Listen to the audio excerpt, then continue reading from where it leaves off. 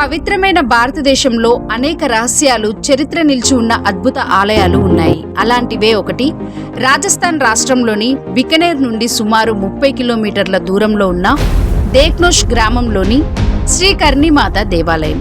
ఈ గుడిని ప్రపంచం ఎలుకల గుడి, టెంపుల్ ఆఫ్ రాట్స్ అని పిలుస్తుంది.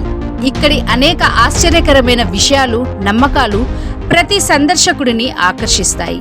కర్ణీమాత 14వ శతాబ్దంలో జన్మించిన ఒక శక్తిశాలినురాలు, హిందూ దేవతా స్వరూపం. ఆమెను దుర్గాదేవి అవతారంగా భక్తులు నమ్ముతారు.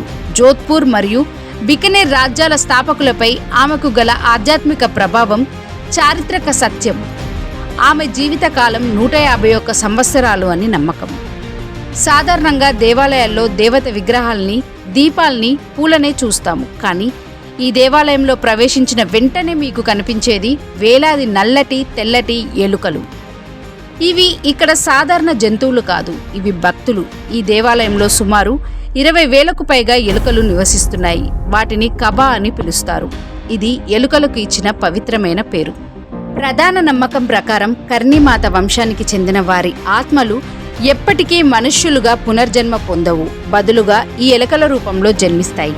మరణించిన వారి ఆత్మ ఈ ఎలుకల్లోకి ప్రవేశిస్తుందని మరియు ఈ ఎలుకలు మరణించినప్పుడు అవి మళ్ళీ మనుష్యులుగా జన్మిస్తాయని నమ్మకం. అందుకే ఈ ఎలుకలను హత్య చేయకూడదు, అవమానించకూడదు.